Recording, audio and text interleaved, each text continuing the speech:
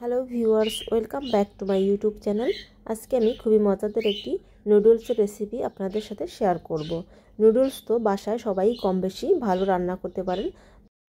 আজকে আমি শীতকালীন ভেজিটেবল এবং এগ দিয়ে নুডলসটি রান্না করব। তো চলুন দেখে নেওয়া যাক এই রেসিপিটি। চুলায় আমি একটা কড়াইয়ে কিছুটা পানি দিয়ে দিয়েছি। যখন এরকম বলক চলে আসবে তখন আমি এখানে 2 প্যাকেট ম্যাগি নুডলস দিয়ে দিয়েছি। নুডলসটা সিদ্ধ করে নেব। নুডলসগুলো সিদ্ধ হয়ে গিয়েছে। এ পর্যায়ে আমি একটা ছাঁকনির মাধ্যমে নুডলসগুলো তুলে নেব। সব নুডলসগুলো তুলে নেওয়া হয়ে গিয়েছে। এরপরে আমি কড়াইয়ে আরও কিছুটা পানি দিয়ে দিলাম। এরপরে এর ভিতরে দিয়ে দিলাম গাজর, ছোট ছোট করে কিউব করে কেটে নিয়েছি। এরপরে দিয়ে দিলাম মটরশুঁটি। এগুলি একটু হালকা ভাপিয়ে নেওয়ার মতো সিদ্ধ করে নেব।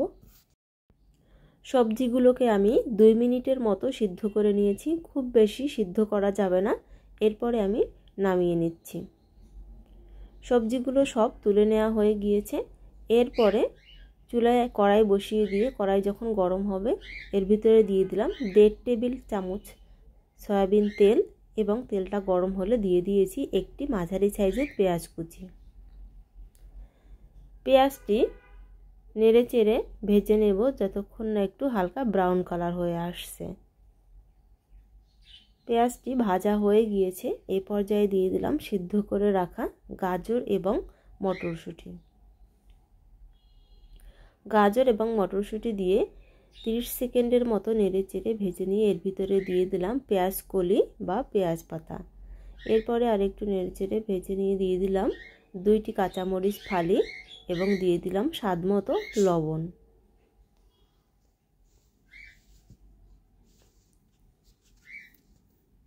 এরপরে 1 মিনিটের মতো ভেজে নিয়ে সবজিটাকে এভাবে সাইড করে এখানে আমি 2টা ডিম দিয়ে দিয়েছি। ডিম দুটোকে একটু স্ক্রাম্বল করে নেব।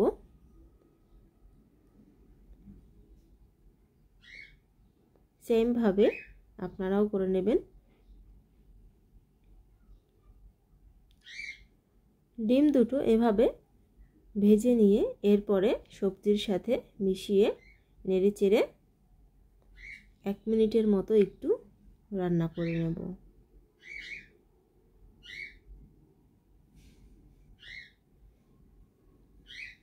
এরপরে এর ভিতরে দিয়ে দিলাম নুডলসের ভিতরে যে মশলা থাকে সেখান থেকে 1 প্যাকেট মশলা দিয়ে নেড়ে চেড়ে খুব ভালোভাবে মিশিয়ে নিয়েছি। এরপরে দিয়ে দিলাম আমি সিদ্ধ করে রাখা নুডলস। সিদ্ধ করে রাখা নুডলস দিয়ে সবজি এবং ডিমের সাথে খুব ভালোভাবে মিশিয়ে দিতে হবে। এভাবে নেড়ে চেড়ে মিশিয়ে দেওয়ার পরে এখানে যে আরও 1 প্যাকেট নুডলসের মশলা ছিল সেই মশলাটা দিয়ে দিলাম। এরপরে দিয়ে দিলাম ধনেপাতা কুচি। ধনেপাতা কুচি দিয়ে এভাবে নেড়ে চেড়ে আলতোভাবে মিশিয়ে দিতে হবে। ব্যাস তৈরি হয়ে গেল আমার মজাদার এই নুডলসের রেসিপি। এভাবে যদি আপনারা বাসায় নুডলস তৈরি করেন তাহলে সবার কাছেই অনেক বেশি ভালো লাগবে আশা করি।